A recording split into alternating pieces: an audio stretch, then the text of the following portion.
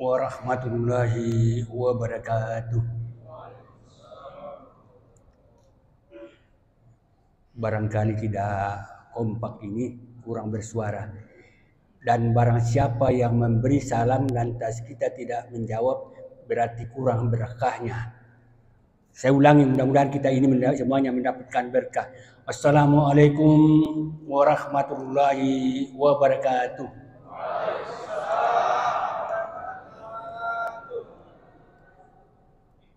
Alhamdulillah. Alhamdulillahilladzi arsala rasulahu bil huda wa dinil haqq liyadkhirahu walad dini kulli walawal kafirun. Asyhadu an la ilaha illallah wahdahu la syarikalah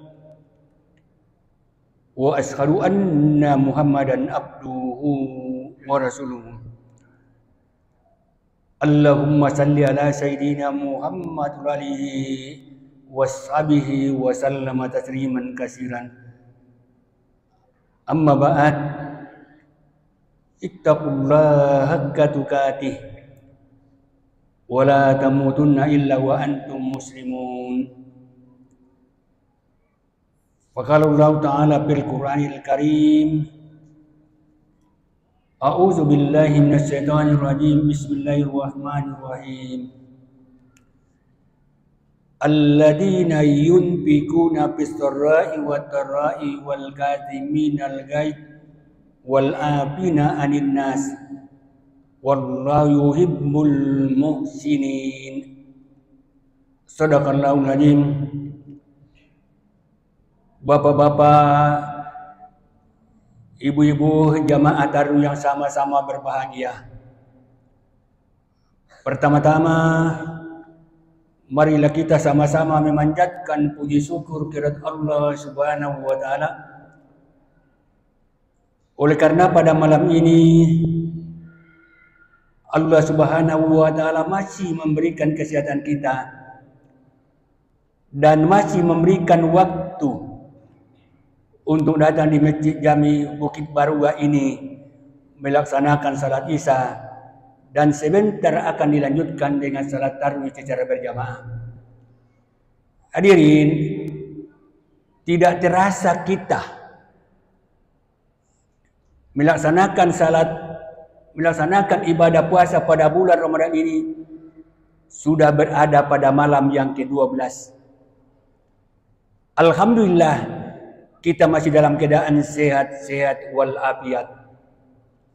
Mudah-mudahan Allah Subhanahu wa taala menambah keimanan kita, menambah ketakwaan kita, sehingga pelaksanaan ibadah puasa pada bulan Ramadan dapat terlaksana sebagaimana mestinya. Kita kembali kepada ayat yang telah kami bacakan tadi, bahwa ada 3 hal yang dicintai oleh Allah Subhanahu wa taala. Yang pertama-tama ialah alladzina yunfikuna fis-sarra'i wad-dharra'i. Ialah orang-orang yang senantiasa membelanjakan hartanya di jalan Allah, baik dalam keadaan lapang maupun dalam keadaan sempit, baik di dalam bulan Ramadan maupun di luar Ramadan, utamanya pada bulan Ramadan ini. Karena kita tahu bahwa barang siapa yang berimpak, barang siapa yang membelanjakan hartanya di jalan Allah pada bulan Ramadan, akan dilipat gandakan pahala dari Allah Subhanahu wa taala. Maka itu marilah kita berlomba-lomba untuk menyisihkan harta yang telah dititipkan oleh Allah. Karena kita tahu rezeki yang kita peroleh, harta yang kita peroleh, bukan hanya milik kita, tetapi ada haknya yang lain. Ada haknya pembangunan masjid, ada sarana-sarana sosial, ada sarana-sarana kesehatan, dan lain-lain. Suatu contoh, setelah saya masuk tadi di Masjid Jami Bukit Barua ini, di belakang kita masih ada kekurangan karpet. Dan saya lihat bahwa tahun yang lalu karpet yang di depan ini tidak ada. Alhamdulillah pada bulan Ramadan ini ada karpet yang baru. Inilah bantuan dan partisipasi dari bapak-bapak hadirin yang saya muliakan. Maka itu, andai kata ada di belakang, duduk di belakang, dia merasa tersinggung, dia merasa iri hati karena dia tidak mendapatkan karpet itu sendiri. Kalau demikian, ini adalah merupakan tanggung jawab dari panitia amalia Ramadan atau pengurus Masjid Jami Bukit Barugah yang bertanggung jawab. Kenapa dibeda-bedakan?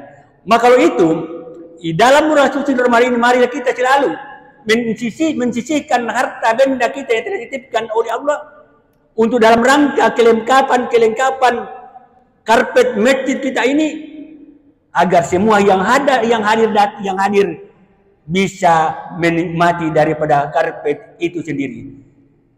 Dan saya kira kita kembali kepada ayat yang telah kita bacakan tadi, bahwa saya kira di dalam ayat ini menyuruhkan kepada kita bahwa barang siapa yang mempunyai rezeki, barang siapa yang mempunyai harta yang telah dititipkan oleh Allah, lantas dia tidak bergunakan di dalam bulan Ramadan, akan sia-sia harta itu, tidak akan mendapatkan pahala dan berkah dari Allah Subhanahu wa taala. Maka itu, marilah kita berlomba-lomba untuk mendapatkan pahala yang berlipat ganda dari Allah Subhanahu wa taala yang berberkah. Hadirin yang saya muliakan, itulah memperbanyak berinfak. Sama pun juga kota amal yang telah disediakan oleh panitia lantas kita isi, itu pun juga berinfak untuk dipergunakan nanti dalam rangka mungkin barangkali masih ada sarana masjid kita ini masih sangat dibutuhkan. Seperti tahun lalu, loudspeaker di sebelah kiri kanan saya tidak ada, tapi alhamdulillah sudah ada. Berarti ada kelengkapan yang sangat diperhatikan oleh pengurus masjid itu sendiri. Maka kalau itu pengurus masjid tidak sia-sia kita pilih sebagai ketua masjid, karena sangat memperhatikan sarana masjid itu sendiri.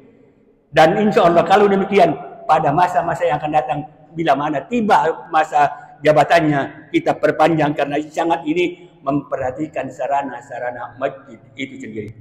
Yang kedua di dalam ayat yang telah kami bacakan tadi ialah, marilah kita memperbanyak bersedekah. Bersedekah ialah membersihkan diri kita, tuzakkiyatun nafsi. Andai kata ada rezeki kita peroleh dari Allah Subhanahu wa taala, lantas kita memperbanyak bersedekah terhadap sesama manusia, akan dilapangkan pahala, akan dilapangkan rezeki yang telah dititipkan oleh Allah Subhanahu wa taala. Tentunya dalam hal ini berinfak dan bersedekah tentunya ada beda sedikit. Berinfak ialah dalam rangka pembangunan sarana masjid. Sedangkan sedekah ialah untuk sarana kemanusiaan, kepekaan sosial antara orang yang mampu dengan orang yang tidak mampu, antara orang kaya dengan orang miskin. Ada kepekaan sosial antara orang kaya dengan miskin.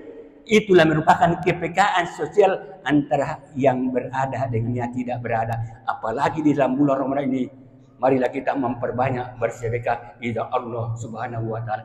Dan kita tahu bahwa siapa-siapa yang mendapatkan sedekah itu sendiri, dan saya kira ada di antara kita sudah tahu, yang berhak menerima sedekah ialah terhadap diri kita masing-masing. Insya Allah sebentar saya jelaskan. Yang kedua, sedekah terhadap kedua orang tua kita. Yang ketiga, sedekah terhadap orang lain. Sedekah terhadap diri kita. Mungkin sebelum memasuki bulan suci Ramadan, kita sudah mempersiapkan segala sesuatu, apakah makanan atau minuman. Sebelum kita memasuki bulan suci Ramadan, kita sudah mempersiapkan pakaian-pakaian yang kita pakai nanti. Pakaian yang sangat bagus dan sangat tinggi harganya. Lantas kita memanfaatkan di dalam bulan Ramadan, itu pun juga merupakan sedekah terhadap diri kita.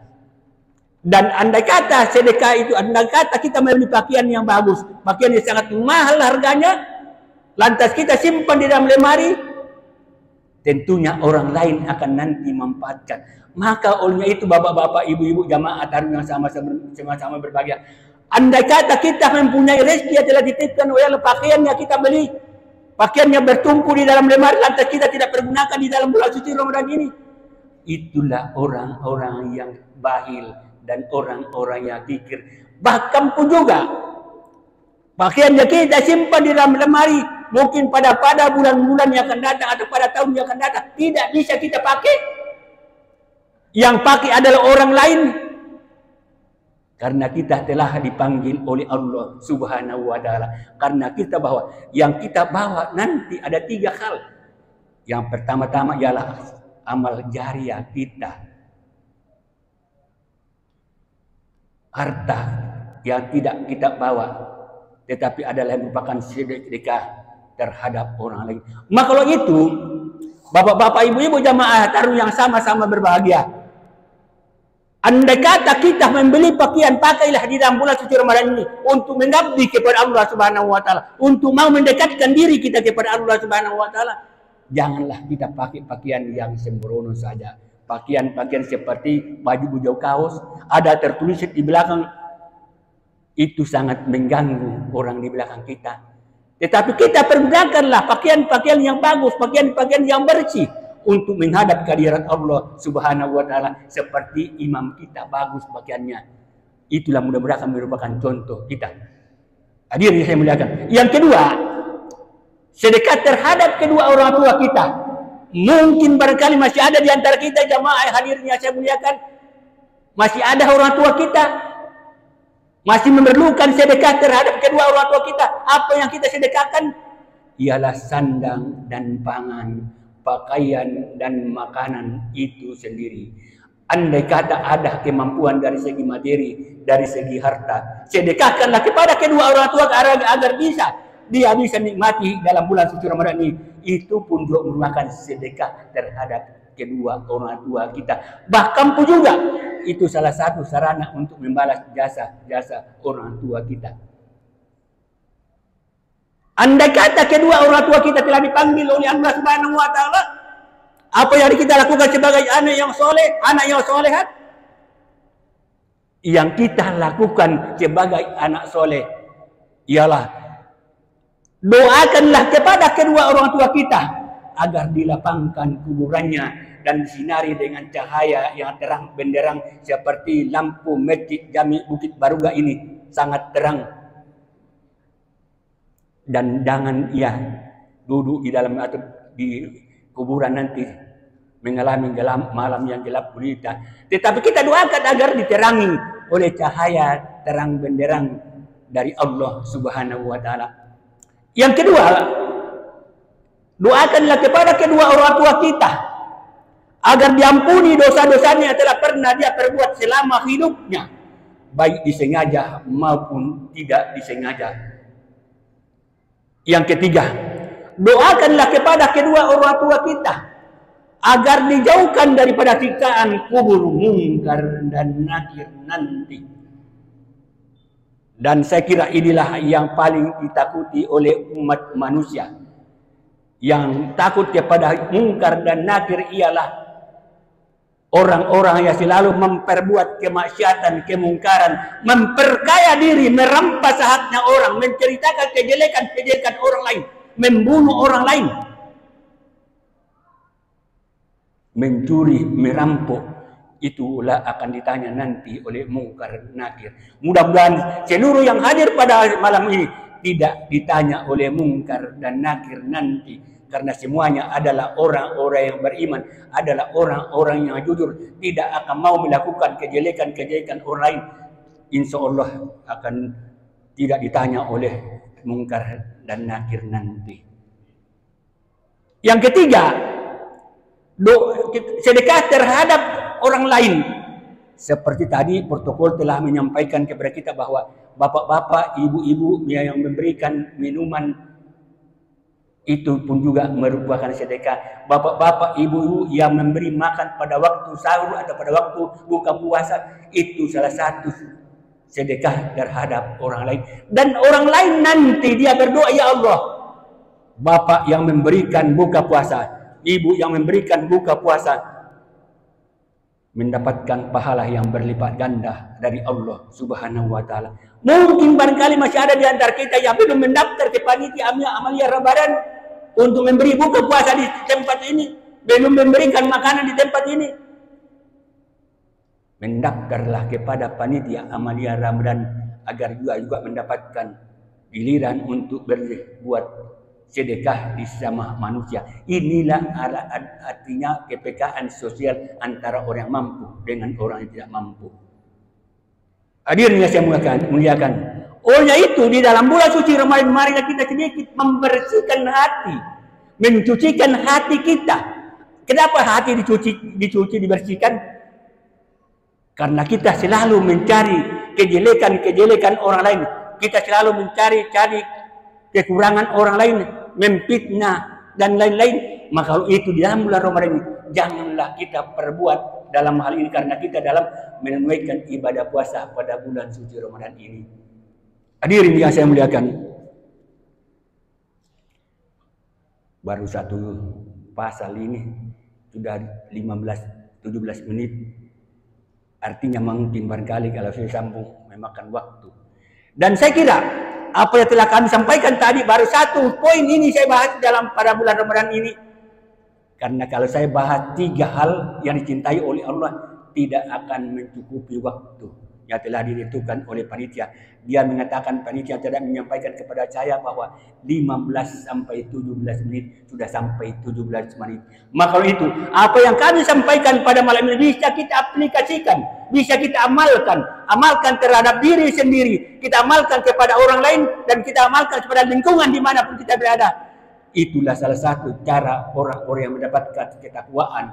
La'allakum tattaqun, doa. Mudah-mudahan kita ini semua mendapatkan ketakwaan. Dan saya kira semua yang hadir pada malam ini bercita-cita mendambakan, menginginkan ialah mau bahagia, mau selamat baik di dunia maupun di akhirat kelak, di dunia wal akhirah. Saya kira cukup sekian apa yang kami sampaikan pada malam ini. Mudah-mudahan ada manfaatnya, terutama pada diri saya, hadirin dan hadirat jamaah taruh yang sama-sama berbahagia.